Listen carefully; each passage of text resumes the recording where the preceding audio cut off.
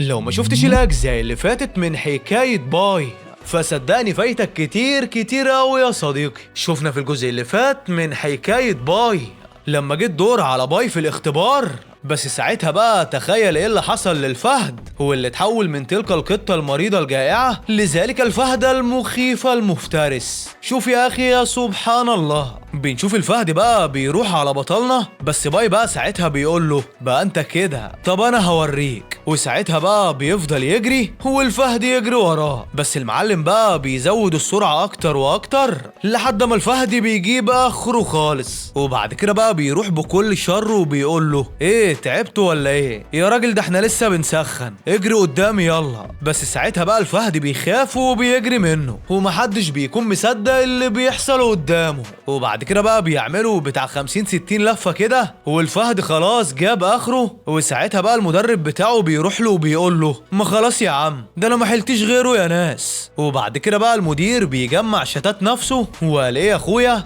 بيقول لهم كلكم نجحتوا بعد تعب شاق ويلا دلوقتي ارتاحوا شوية. بس المعلم باي بقى في سره بيقول بقى كده الصبر بس ايه بقى اللي حصل بعد كده، ده بقى اللي هنشوفه دلوقتي يا صديقي. بس الاول كده اذكر الله وصلي على النبي عليه افضل الصلاة وازكى السلام، وارزع بقى اللايك الجميل للفيديو ويلا بينا نكمل يا صديقي. بنشوف السكرتيرة بتقول للمدير ما تسيب بقى الواد ده وتطلعه من دماغك. فقال لها انا قلت هيسقط يعني هيسقط. فقالت له يا مدير احنا مش فاضيين للكلام ده، عندنا حاجات اهم.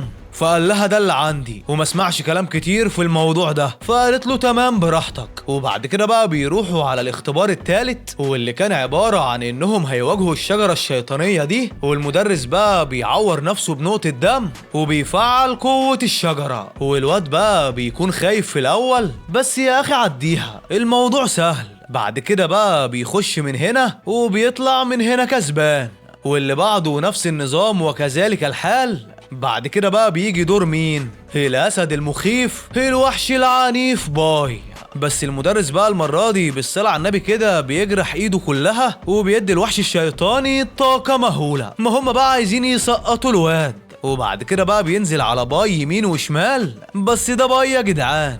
المدرس بقى بعد ما بيشوف باي وهو مدوخ الوحش وراه بيعور ايده من تاني والدم بيزيد قوة الوحش والوضع بيزداد حماس اكتر يا صديقي. بس الواد باي بقى كان مستمتع جدا معاه وبيقول له ايوه سليني سليني. والطلاب بقى كانوا مصدومين منه جدا، والمدير هو كمان بيحس بالاحباط وغضبه كان هيكسر حتى البلاط، وبيقول له بينا جولة تانية ويانا يا انت النهاردة. وبعد كده بقى الشجرة الشيطانية بتتعب والواد ولا فارق معاه، والمدرس بقى الله يعينه فقد دم كتير قوي النهارده بصراحه. وبعد كده بقى السكرتيره بتقول له يا ابن الناس فكر، الواد نبغه ولازم نستغلها، انت بتسيب الاهم وبتمسك في التفاهات وكده ما ينفعش. فقال لها الولد ده ما دفعش اي حاجه لازم ما ينجحش. وبعد كده بقى كل الطلاب بيقيسوا الطاقه الروحيه وكلهم بقى من المستوى البنفسجي. يا سبحان الله ازاي ما تعرفش. وبعد كده بقى بيجي الدور على باي واللي بيقول للمدير خد بالك لان انا عرفت انك مرتشي. فالمدير بيقول له مرتشي مين يا حيوان انت، وبعدين قول لي كده مش انت الطالب اللي خسر في الاكاديميه اياها؟ فقال له ايوه بس ده يهمك في ايه، هتفرق؟ فقال له يمكن. انت عارف يا ابني اكيد انت دلوقتي فاكر اني غيرت درجاتهم مش كده؟ لا والله غلبان. عمرك سمعت عن الحجر الاخضر؟ حجر كده بيمنح الناس العادية قدرات خارقة، ولو كانت قدراتك ضعيفة تقدر تبدلها بقدرة تانية أقوى، بس ده طول ما معاك فلوس، وطول ما معاك فلوس تقدر تكون بطل مفيش زيك. ولعلمك بقى معظم الأبطال اللي مشهورين دلوقتي كلهم مفعلين قدراتهم بسبب الحجر ده، أظنك كده سمعت كتير. يلا بينا بقى يا كبير. وبعد كده بقى بيطلع على المسرح والبلورة بتتوهج بالأبيض وكلهم بقى بيقولوا ده خلاص فاشل. بس تفتكر بقى انه هيفشل يا صديقي؟ لا والله، اللون بقى بيتغير للازرق وواحده واحده كده بيقلب على البنفسجي، وكده بقى الواد نجح. وكان لسه حاطط ايده وكانت هتتحول للاحمر فبيشيل ايده قبل ما حد ياخد باله، والشيطانه بقى بتقول له جدع يلا كده انت تعجبني، خبي بقى مستواك عن العالم.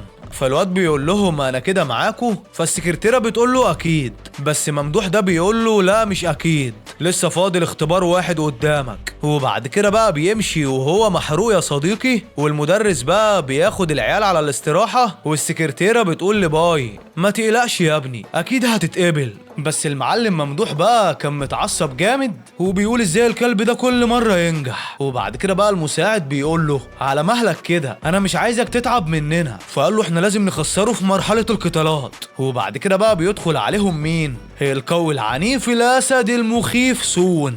وبعد كده بقى فتحي بيقول لهم سيبوهولي انا، سمعت يا شباب انكم عايزين مقاتلين يمتحنوا طلاب السنة الجديدة، فانا احب اعرض عليكم خدماتي. فبيقولوا له في ايه؟ هو في حد في دماغك مثلا؟ فقال له لا مفيش يا مدير، انا بس في واحد من زمايلي عايز ادغدغ عظمه علشان بيبص للاكس بتاعتي. هو طبعا كان يقصد باي بالكلام ده. وساعتها بقى المدير انشكح جامد من الكلام ده وقال له انت معانا يا سون.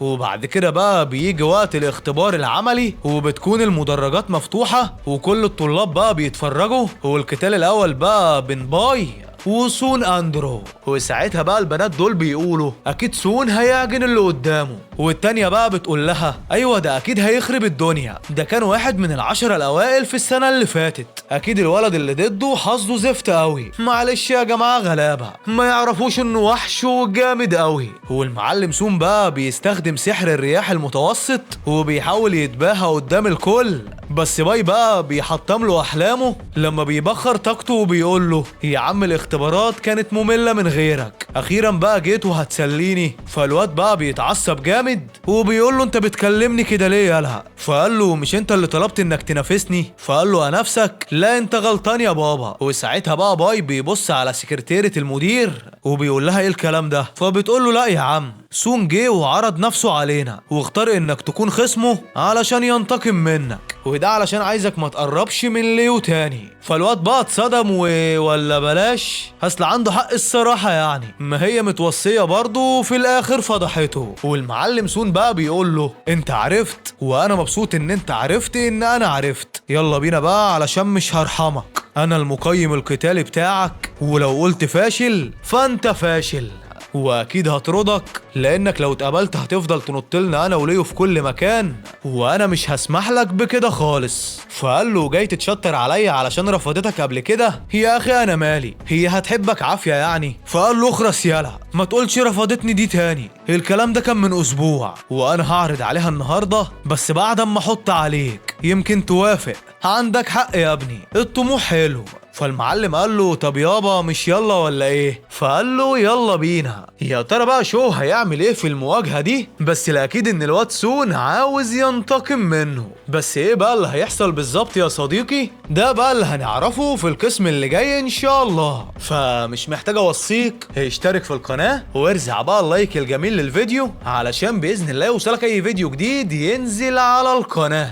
وبس كده، استودعكم الله الذي لا تضيع ودائعه ودمتم في امان الله.